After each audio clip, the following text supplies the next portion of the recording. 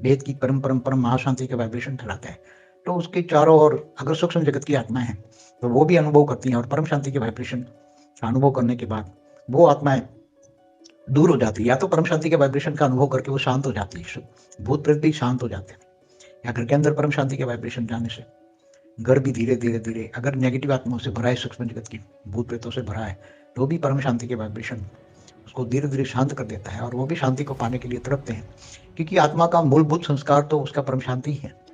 आत्मा को, हर कोई आत्मा को शांति चाहिए, मगर जब परम शांति मिलती है तो ऐसी आत्माएं धीरे धीरे धीरे वो मुक्ति मांगती है, क्योंकि कमजोर आत्मा है इसलिए वो मोक्ष मांगती है। मोक्ष उसको ज्ञान मिलता है, धीरे धीरे ज्ञान अगर मिल जाए तो कहीं ना कहीं वो सूक्ष्म जगत वाली आत्माएं जब परम शांति का अनुभव करती है तो ज्ञान पाने के लिए कोशिश करती है, मोक्ष ज्ञान मुक्ति, कि हमें मुक्त हो जाए, मुक्त हो जाए, ऐसी आत्माएं।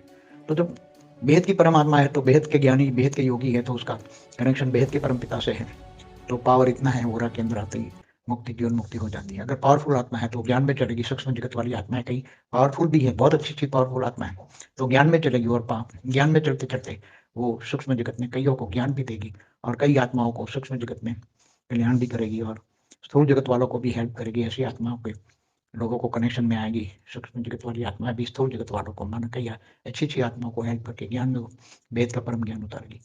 तो अल्टीमेट तो भूत प्रेतों को चाहिए मुक्ति, क्योंकि वासना से तो वो भी थक चुकी है।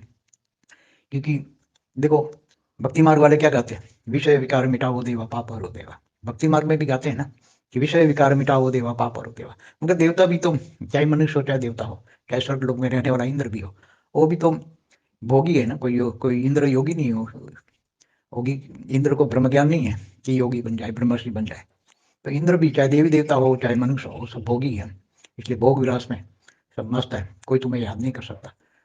तुम इसके यज्ञ करोगे, यज्ञ की हविष लेंगे तो देवता तुम्हें हेल्प करेंगे। मगर वो आजकल तो सारे देवता, 33 कोटि देवी देवता भी मनुष्य बने हुए हैं, और भी देवता भी मनुष्य बन जाते हैं और कर्म बंधन में आते हैं, तो वो तुम्हें हेल्प करने वाला कोई नहीं है, केवल एक बेहद के परम पिता है।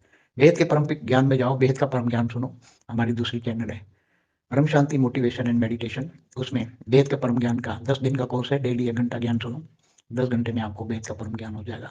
वेद के परम पिता से याद करो, कनेक्शन जोड़ो, याद माना योग, याद करते करते वेद के परम पिता से पावर आएगी, और तुम्हारा स्थूल शरीर, सूक्ष्म शरीर, कारण शरीर सब चार्ज होने लग जाएगा, मन भी बदल जाएगा, मन भी पवित्र हो जाएगा, स्वयं भी वासना मुक्त बन जाओगे, योगी बन जाओगे, भोगी से योगी बन जाओगे, और धीरे धीरे स्व परिवर्तन भी होगा, और सूक्ष्म जगत वाले भूत प्रेत आत्माओं का भी कल्याण होगा।